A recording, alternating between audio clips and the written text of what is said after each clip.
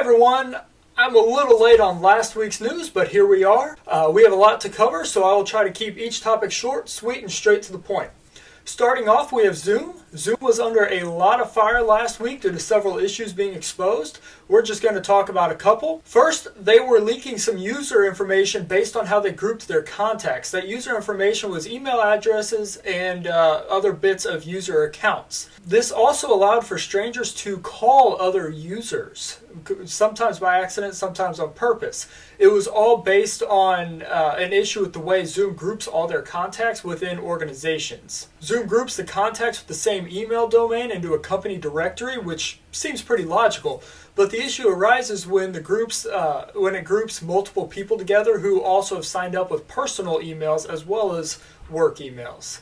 This means that affected users could potentially see personal email addresses and photos of people who share their same domain within the company or the company directory, even if none of those people were actually professional colleagues with each other. Also, thousands of Zoom recordings have been exposed due to Zoom's naming process. Zoom names their recordings in an identical way.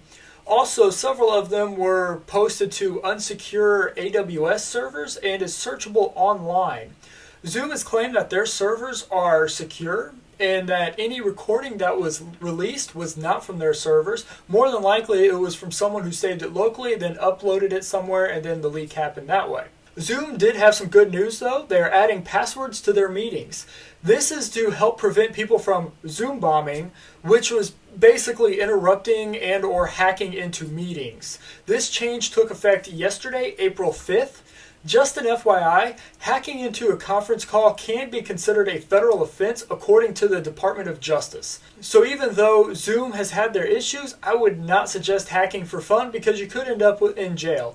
YouTube is suppressing all content that is promoting false 5G coronavirus conspiracies. Basically, any video that promotes 5G as a link to coronavirus and vice versa will no longer be recommended or promoted on its platform, and it may even be removed.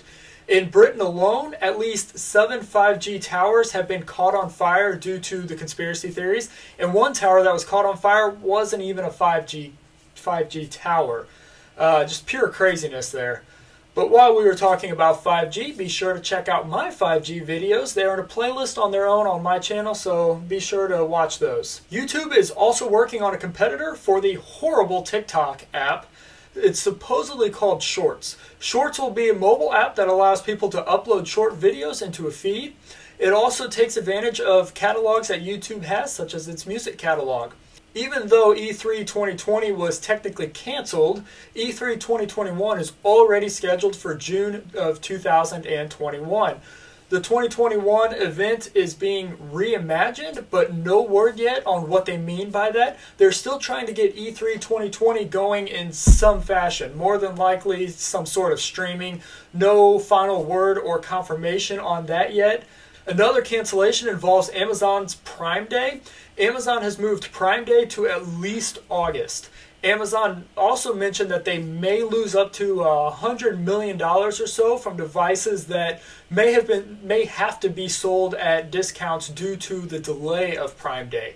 Last year's 2-day Prime event was Amazon's largest shopping day in Amazon's history.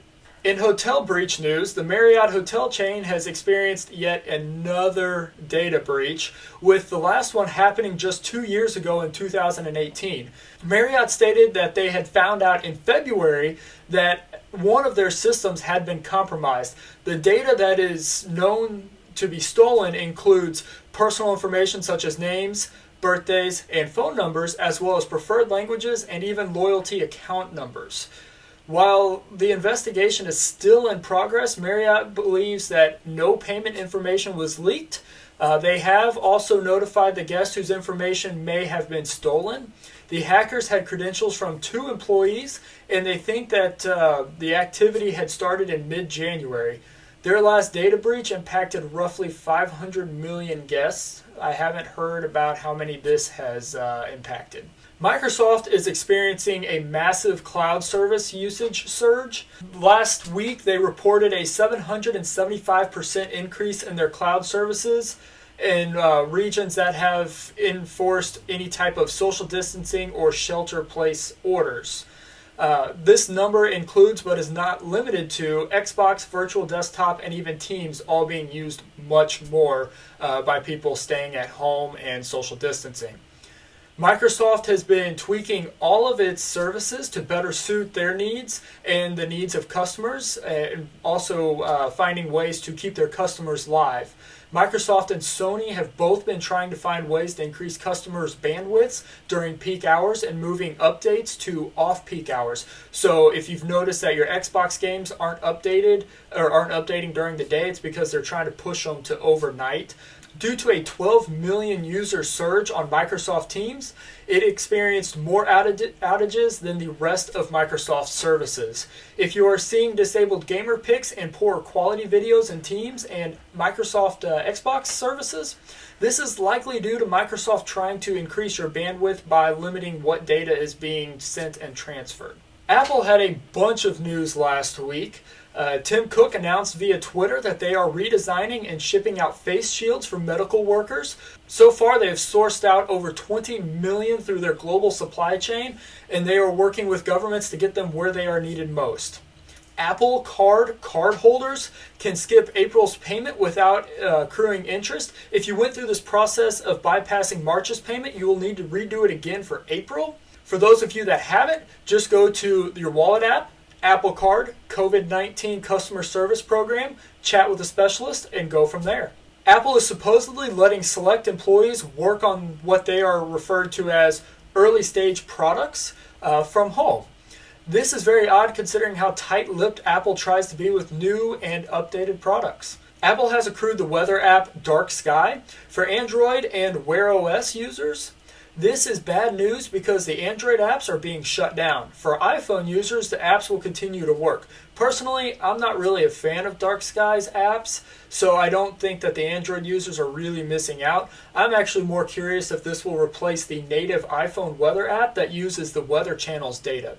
If you go to Dark Sky's website, it already says Dark Sky by Apple. And my two favorite things from Apple this week: one, Apple may be using iOS 14 to turn iCloud Keychain into basically a major LastPass and 1Password competitor. LastPass is a great app for all of your passwords in one location, and it's really secure. I'm not as familiar with 1Password, but I'm sure it's probably just as good. This overhaul for the iCloud Keychain Cloud adds third-party support and two-factor authentication, so it can be used on other devices that are not Apple-specific devices. And this could mean that it'll be a free option rather than paying for LastPass or 1Password. The better news that I'm really liking from Apple is that the new iPad shuts off the microphone when the case is closed to prevent any type of spying or snooping. Apple first introduced this in their Macs in 2018. This means that no software can utilize the microphone when the case is shut. This is great for anybody who's paranoid. I personally like it just because I prefer tighter security and more privacy on my devices.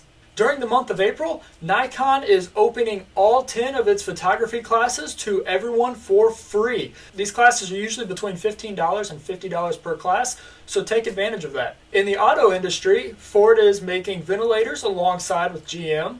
General Motors has also announced that they are working with Honda to build new electric vehicles. While these vehicles will carry Honda's nameplate, they will be built upon GM's flexible EV platform. And wrapping today up, Sprint is now dead. The major U.S. mobile carriers are now at&t, Verizon, and T-Mobile, who just wrapped up their merger with Sprint. Now that the companies have fully merged, John Legere, sorry, I don't know how to pronounce his last name, who took over as CEO in 2012, has stepped down but will remain on the company's board. T-Mobile COO Mike Sievert will now take over the CEO position. So as always, thank you for watching. Be sure to like and subscribe.